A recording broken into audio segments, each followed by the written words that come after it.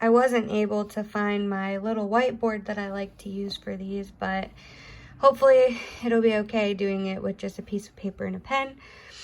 So I wrote up here which page the example problem is that I'm working on, and which example problem it is. So if you want to look at it in the book, you can do it that way if you want to follow along. And it makes it a little bit easier to visualize, I guess, if you have a couple different resources. So first of all, in our problem solving technique, obviously we're going to read the problem. So this says a block of vulcanized rubber weighing 5 newtons rests on a horizontal sheet of clean glass. The rubber block has a screw eye of negligible weight inserted in one side. A spring scale is hooked into the screw eye and the assembly is dragged across the glass at a constant velocity. The spring scale indicates a force of 5.35 newtons. What is the coefficient of kinetic friction for vulcanized rubber on glass? If you want a visual in the book, it shows you the rubber block and it shows you the spring scale, gives you a nice little visual on it. So a spring scale is basically just something that measures the force of something. So, all right, let's go through our known values, shall we? So it says that our screw eye has negligible mass. That's important because if it has negligible mass, we don't have to consider it. We don't have to consider the mass of it in our problem. So let's do, for our knowns, a little diagram. So remember, we're only going to care about what's in our system. So our system is going to be the block. So therefore, we only care about all the forces acting on our system. It says here that it's on a horizontal sheet of glass, so we don't have to consider it being on an incline. So therefore, our coordinate system is going to make the ground in the x direction, and our y direction is going to be perpendicular to the sheet of glass. And then the x direction could be the ground, the sheet of glass, however you want to think about it. So our normal force is going to be perpendicular to the sheet of glass because it is the force that the glass is pushing up on the rubberized block. Then downwards, and this doesn't look exactly perpendicular, I'm sorry, but they are exactly across from each other. It looks like at an angle, but it's not. It's just the way I drew it. And then forward, we have the force that the spring scale is pulling it on, and that would be this number right here, which is 5.35 newtons. The force of the weight, it tells us,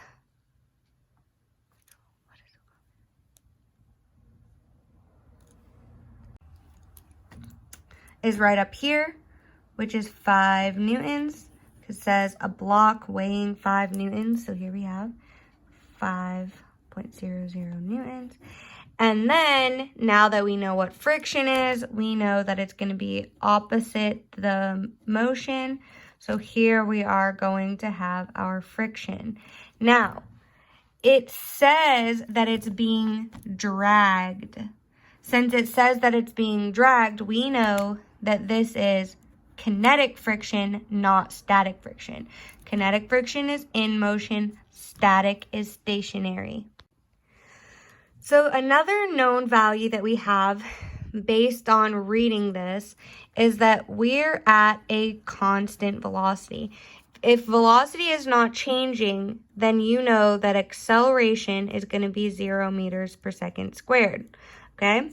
That's important to know because remember, since we're talking about force, we know that force is equal to mass times acceleration. And now that we have multiple forces, we know that the sum of the forces are going to be equal to mass times acceleration. Well, since acceleration is 0, then the sum of the forces must equal 0, okay? Now, that doesn't mean we don't have to make any calculations. here's what that means. Now, our total forces, we're going to have a total force in the y direction, and we're going to have a total force in the x direction. Our forces in the x direction are going to be anything on the x-axis. So in this case, it's going to be our force that the spring scale is pulling on and our force of friction.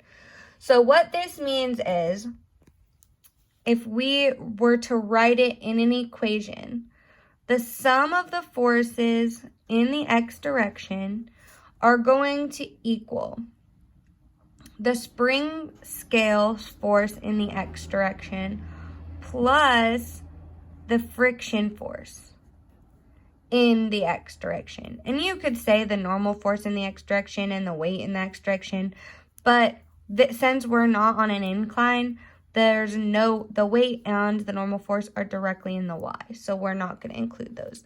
The reason I'm telling you that is because in your book, they do include normal force in the x direction and force of the weight in the x direction in this equation, but then they just tell you that it's 0. So they do this step, but when I look at it this way, I don't even include them, because looking at it, you can clearly see based on our coordinate system that they are not going to be in the x direction. They're going to be in the y direction. So this total is going to equal 0 newtons. Now, why this is going to be important is, what we can find using this is that force of the x plus friction is going to equal 0 newtons. So if we were to subtract friction on both sides, you're going to see that the force that the spring scale is pulling with is going to be equal the friction force. So even though we do not have friction as a known value, we can see this based on this relationship that we do know what friction is, because we know that the force in the x direction is going to be equal to the friction. So that means friction is going to be 5.35 based on this. So we can write here, friction is equal to 5.35 newtons. Now, you can make this negative, you can make it positive. It does not matter as long as you keep this one positive or negative and this one positive or negative. They have to have opposite signs because they're in opposite directions. That's all that means. If you want to keep it positive, you can keep it positive. If you want to make it negative, you can make it negative. I like to make it negative because anything going to the left in my mind is a negative value. That's how I learned it, so that's what I do. I like consistency. So now on the other side of things, and I'm going to use a different colored pen just for you guys to see the difference. So now let's do the sum of the forces in the y direction. Now these are also going to be 0, okay, because they're not really accelerating. And you might be like, well, gravity. Well, they're not really on an incline. They're not falling. So we're going to say the acceleration is going to be 0.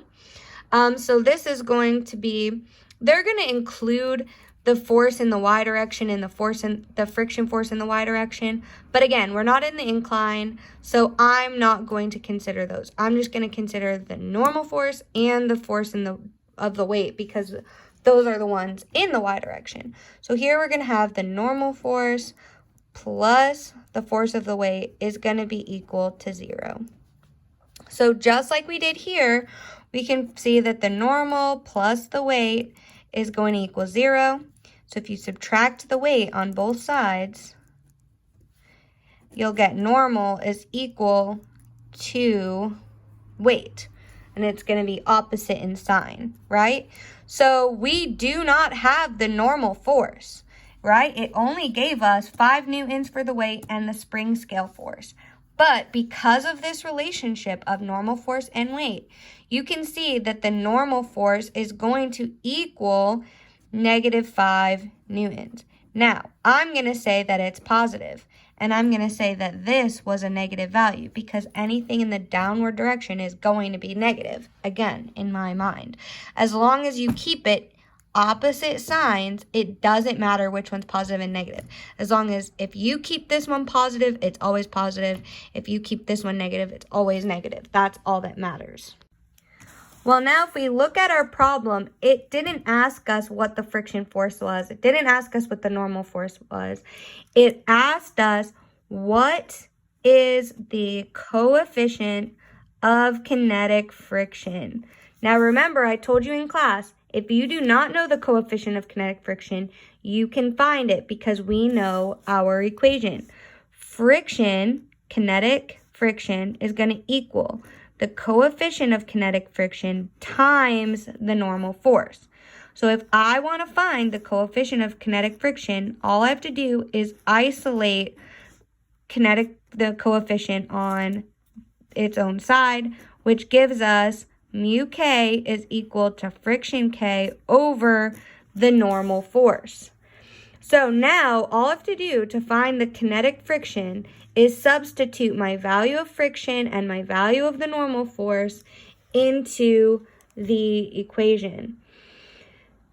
Now what they did in the book is they kept this one positive and they kept this one positive. So in the book, you're going to see that they got a positive number. Now you'll get 5.35 newtons divided by, because 5.35 again, friction, divided by the normal force, which is 5 newtons. So you should get, for the coefficient of kinetic friction, 1.07. We're going to have no units, okay, because mu k is dimensionless, okay? So newtons cancel out newtons, and you're left with 1.07. The error that you might get is if you were to switch these and do normal force divided by friction. Don't do that. Try to figure out without it. All right. That's what you're going to end up with. You're going to end up with 1.07. If you have any questions, please let me know.